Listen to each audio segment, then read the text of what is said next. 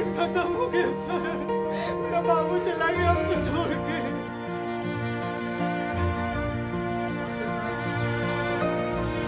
यहाँ पे भी सर, यहाँ पे राजेश्वर में डॉक्टर अखिलेश गंदे गंदे इशारे कर रहा था मुझे सर। चलता था ना तो मुझसे सट के क्रॉस करता था सर। मैं इग्नोर कर देती थी कि मेरा हस्बैंड है यहाँ पे, वरना अगर बाहर होता चप्पल खोल के मैं मारती तरह थे इंसान को। अचानक से मेरा दुपट्टा खिंचाया बहुत जोर से। मैंने सोचा क्या हो रहा है, जब मैंने पीछे मुड़ी तो मेरे कमर पे उस आदमी का हाथ था और मेरा दुपट्टा वो ज्योति कुमार खींच रहा था। मेरी माँ पीछे से चिल्लाई, मेरे हस्बैंड ऐसे ऐसे होने लगे, पूरा पसीना उनको चल गया, कुछ बोल नहीं पा रहे थे वो। जब हम लोग ठीक थे ना, मैं बाहर निकलती थी ना, कोई मुझे ऐसे देखता था ना नॉर्मली ही तो कहते थे आंख निकाल लूंगा, क्या सोच के इसको देख रहे हैं। और मेरे हस्बैंड उस दिन बेड पे पड़े हुए देखते रहे कि मेरी वाइफ का कोई दुपट्टा खींच रहा है। और जब मैंने उस आदमी को देखा ना तो वो मुस्कुरा रहा था। मैंने ऐसे दुपट्टा खींचा और मैं कुछ नहीं बोल पाई डर से कि मेरे हस्बैंड यहाँ पे है, मेरी माँ यहाँ पे है कि वो कुछ कर देगा। इस डर से मैं कुछ नहीं बाहर देखा क्या कि मास्क, उन्होंने ऐसे मास्क लगा होता है ना, उसमें एक ऑक्सीजन सप्लाई का पाइप होता है ना, वो पाइप ही नहीं लगाया था सर, बस मास्क लगा के छोड़ दिया था। ऑक्सीजन सप्लाई आ ही नहीं रहा था। जब बहुत कम हो गया तब वो डॉक्टर आए और पाइप लगाया, मेरे हस्बैंड तुरंत जिंदा हो गए। उसी दिन से उनके दिमाग में वो ऑक्सीजन की किल्लत का डर बैठ गया सर। बहुत 7 घंटे बिना ऑक्सीजन के रहे सर, लड़ते रहे। फिर उस दिन इतना वो डर गए, वो बोले नहीं अब हमको कहीं बाहर लेके चले। बोला वो मेरे हस्बैंड अंदर से ना बोल नहीं पा रहे थे, अंदर से ऐसे ऐसे कर रहे थे, बुला रहे थे सबको। मैंने कहा सर वो बुला रहे हैं किसी को बाहर से। तो एक डॉक्टर मुझे कहता है अरे छोड़िए ना, वो छोड़ा तो ऐसे ही बौखला रहा है जब से आया है। मैं उस समय कुछ नहीं कर पाई सर। उसके बाद उनका ऑक्सीजन लेवल जब 37 हो गया तब मेरे साथ मेरी दीदी थी, मेरे जीजा जी थे और मेरे जेठ थे। तब मैंने अपने जीजा जी को बोला कि अब मेरे से नहीं रहा होगा, मुझे किसी तरह से अंदर भिजवाइए।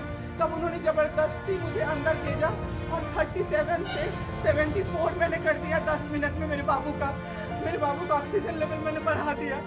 उसके बाद इन लोगों ने मुझे बोला, मैंने बोला सर अटेंडेंट अलाउड है, सारे के अटेंडेंट बैठे हुए थे। तो एक डॉक्टर ने मुझे बोला अटेंडेंट अलाउड नहीं रहेंगे तो कैसे काम चलेगा, सब तो कोरोना से बीमार पड़ रहे हैं, हम लोग कितना देखें, हम लोग क्या मर जाए खांसते खांसते सबको देख के।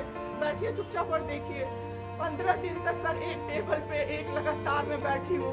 आज 1 महीना में मैंने ब्रश किया है सर, 1 महीने पे ब्रश किया है मैंने। बाबू को बहुत ठीक कर दिया।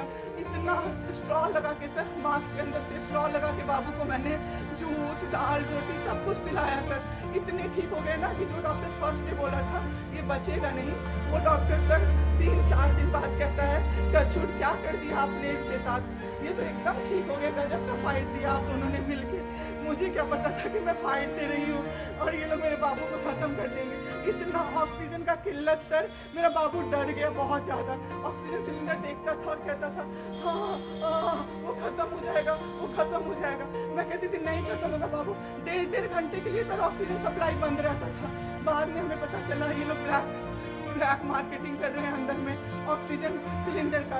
जो अस्पताल वाले हैं ना वो ऑक्सीजन सप्लाई बंद कर देते थे ताकि बेचैन होके लोग खरीदे उन्हीं से। हम भी खरीदे सर, मैंने भी खरीदा। क्या करते हमें भी तो चाहिए था। परसों सर सुबह में हमारे पास एक ही सिलेंडर था, पाइपलाइन बंद हो गया। मेरे हस्बैंड को पाइप लगा हुआ था, उनको 2 सिलेंडर से जाना था, एक ही सिलेंडर था। सिलेंडर मांगते मांगते कहीं नहीं मिला सर, मेरे हस्बैंड खत्म हो गए सर। मेरा बाबू चला गया हमको छोड़ के।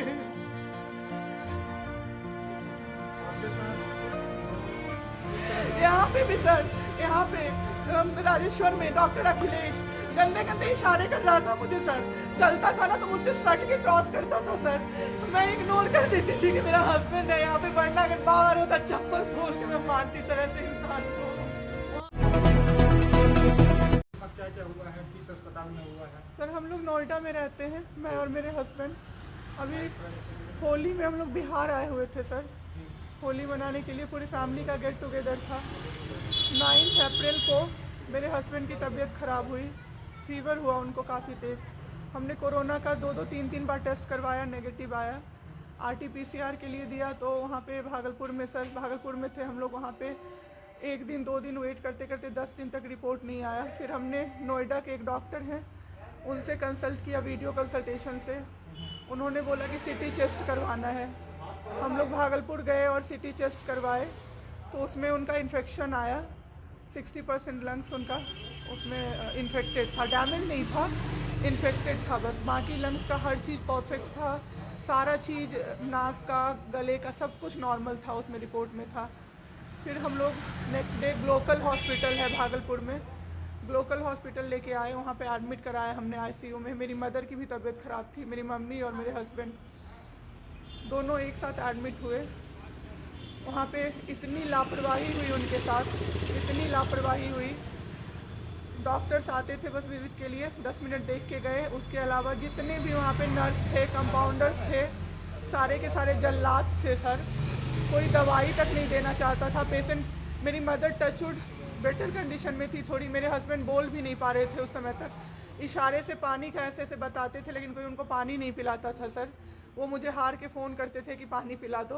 जब मैं अंदर जाती थी तो ये लोग हल्ला करते थे कि क्यों जा रहे हो अंदर। फिर भी मैं जाके उनको पानी पिलाती थी, जूस पिलाती थी। रेमडेसिविर इंजेक्शन का नाम आप लोगों ने अभी तक सबने सुन लिया होगा कि कितनी मुश्किल से मिल रहा है। डॉक्टर ने वहाँ सजेस्ट किया, मेरे दो पेशेंट थे वहाँ, हमने बहुत मुश्किल से अरेंज किया। जब वो इंजेक्शन मिला तो एक दिन रात को जब इंजेक्शन देने लगे, हाफ इंजेक्शन फ्लोर पे गिरा दिया उन्होंने।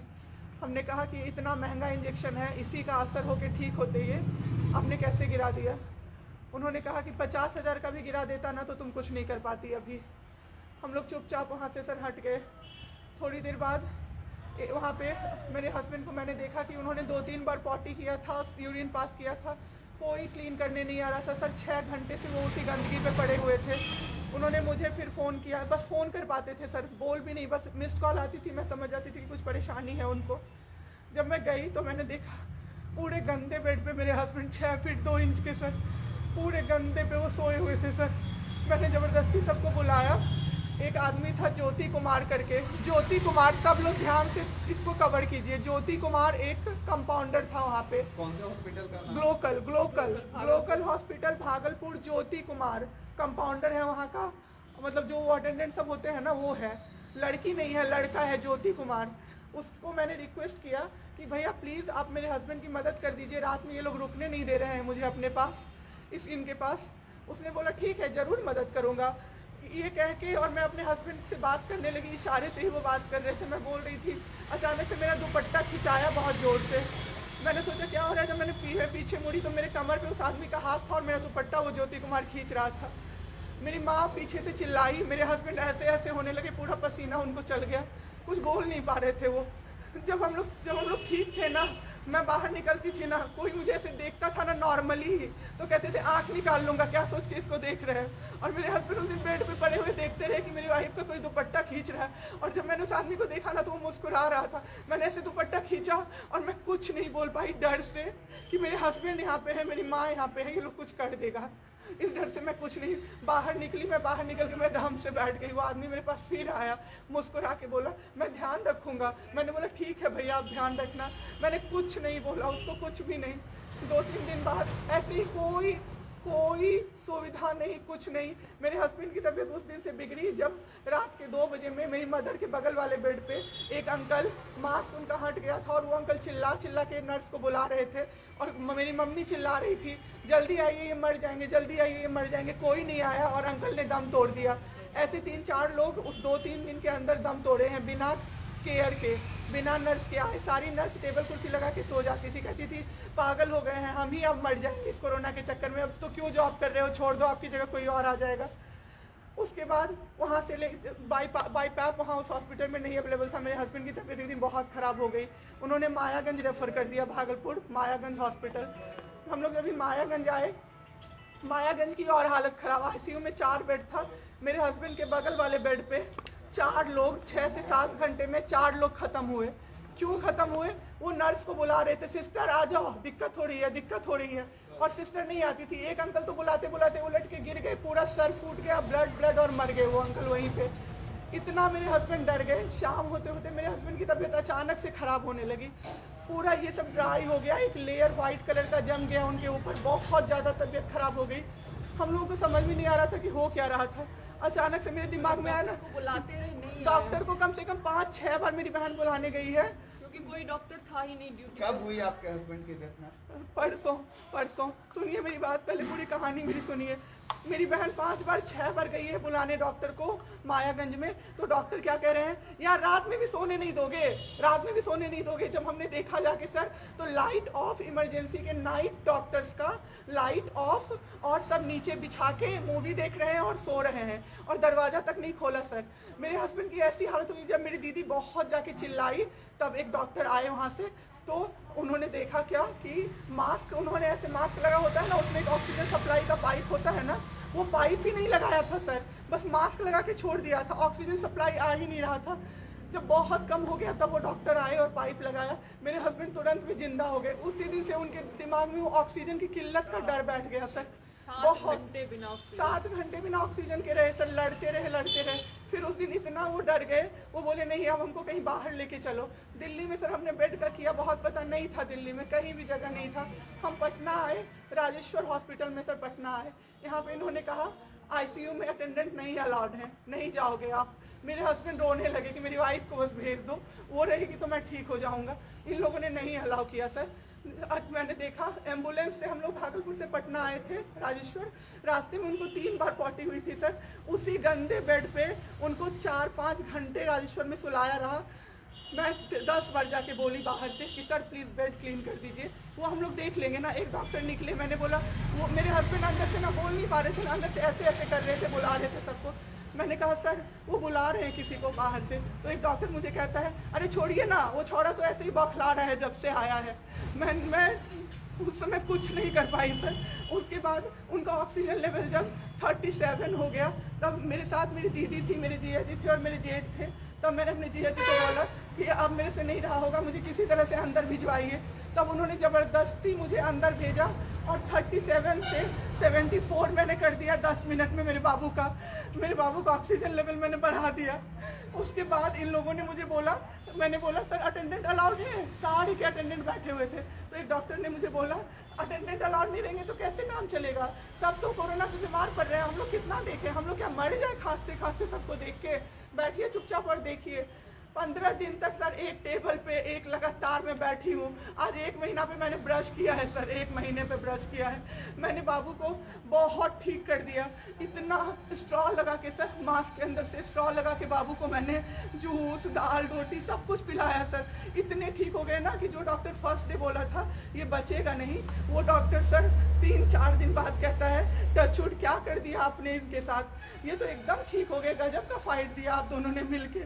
मुझे क्या पता था कि मैं फाइट दे रही हूँ और ये लोग मेरे बाबू को खत्म कर देंगे। इतना ऑक्सीजन का किल्लत सर, मेरा बाबू डर गया बहुत ज़्यादा। ऑक्सीजन सिलेंडर देखता था और कहता था हाँ वो खत्म हो जाएगा, वो खत्म हो जाएगा। मैं कहती थी नहीं खत्म होगा बाबू। 1.5 घंटे के लिए सर ऑक्सीजन सप्लाई बंद रहता था। बाद में हमें पता चला ये लोग ब्लैक मार्केटिंग कर रहे हैं अंदर में ऑक्सीजन सिलेंडर का। जो अस्पताल वाले हैं ना, वो ऑक्सीजन सप्लाई बंद कर देते थे ताकि बेचैन होके लोग खरीदें उन्हीं से। हम भी खरीदे सर, मैंने भी खरीदा। क्या करते हमें भी तो चाहिए था। परसों सर सुबह में हमारे पास एक ही सिलेंडर था, पाइपलाइन बंद हो गया। मेरे हस्बैंड को पाइप लगा हुआ था, उनको 2 सिलेंडर से जाना था, एक ही सिलेंडर था। सिलेंडर मांगते मांगते कहीं नहीं मिला सर, मेरे हस्बैंड खत्म हो गए। सर, मेरा बाबू चला गया हमको छोड़ के। आपके साथ जो यहाँ पे भी सर, यहाँ पे राजेश्वर में डॉक्टर अखिलेश गंदे इशारे कर रहा था मुझे सर। चलता था ना तो मुझसे सट के क्रॉस करता था सर। मैं इग्नोर कर देती थी कि मेरा हस्बैंड है यहाँ पे, वरना अगर बाहर होता चप्पल खोल के मैं मारती सर ऐसे इंसान को। वहाँ पे मायागंज हॉस्पिटल में डॉक्टर्स, कोई भी डॉक्टर नहीं आता है, कोई सीनियर डॉक्टर नहीं, जूनियर डॉक्टर नहीं, और पेशेंट की सिर्फ एंट्री कर देते हैं कि फिजियोथेरेपी किया गया। ये बेबाबू नाक का क्या करते हैं, नेबुलाइज किया गया, 4 बार नेबुलाइज किया गया, कोई चीज़ नहीं होती है, सिर्फ पेशेंट की एंट्री कर देते हैं। एंट्री सब किया हुआ रहता है, ये बड़े डॉक्टर आए, उन्होंने पेशेंट को देखा, नेबुलाइज किया, फिजियोथेरेपी हुआ, पेशेंट को कुछ नहीं, मतलब सीपैप पे पड़ा हुआ पेशेंट, और उसको देखने के लिए 24 घंटे में कोई नर्स नहीं आती है। रूम बंद करके और सब सोते रहते हैं। दरवाजा ठकठकाइएगा तो चिल्ला के बोलेगी दूर भागो यहाँ से, कोरोना पेशेंट के यहाँ से आई हो, हम लोग अभी रात में नहीं आ सकते। हम लोग क्या मर जाए पेशेंट के लिए? कोई नहीं आता है देखने के लिए किसी को। ये लोग ठीक है हम तो 26 तारीख को आए पटना। मैम आपके साथ जो ये सब हुआ है गलत हुआ है, इसकी शिकायत आपने किसी को की है? अभी किसको करे सर, परसों तो मेरा बाबू गया है। परसों शाम आप क्या चाहती हैं सरकार से? क्या अभी सबसे पहले तो मैं चाहती हूँ कि सारे जगह ये सबसे पहले तो मुझे कोई प्लेटफॉर्म मिले जिसपे मैं ये बोल सकूँ टीवी पे जाके, ताकि लोग बचें। अब जिसके साथ जो हो नहीं हो वो तो सेकेंडरी है। हमारे जैसे जो लोग उसमें पड़े हैं ना, जो ये छोड़ के भूल जाते हैं कि पेशेंट का ख्याल डॉक्टर्स रखेंगे, वो जाके अपने पेशेंट का ख्याल रखें, नहीं तो सब मर जाएंगे सर, सब मर जाएंगे। एक डॉक्टर एक दिन आए राजेश्वर में, कहते हैं अरे ये बेड अभी तक नहीं खाली हुआ है, मतलब ये आदमी अभी तक नहीं मरा है। एक आदमी के बारे में आप सोचो सर जरा सा, आप सोचो सर जरा सा। मेरे हस्बैंड को वेंटिलेटर पे नहीं रखा सर, वो शायद बच जाते। और जब मेरी एक फ्रेंड है डॉक्टर, उसने बात की कि आपने वेंटिलेटर पे क्यों नहीं रखा, तो झूठ कह रहे हैं कि फैमिली वालों ने मना किया। क्योंकि हमें कोई सजेशन नहीं दिया गया कि वेंटिलेटर पे आप रख सकते हो, कुछ भी नहीं सर। वो बस वेट कर रहे थे कि ये बेड खाली हो। ठीक है।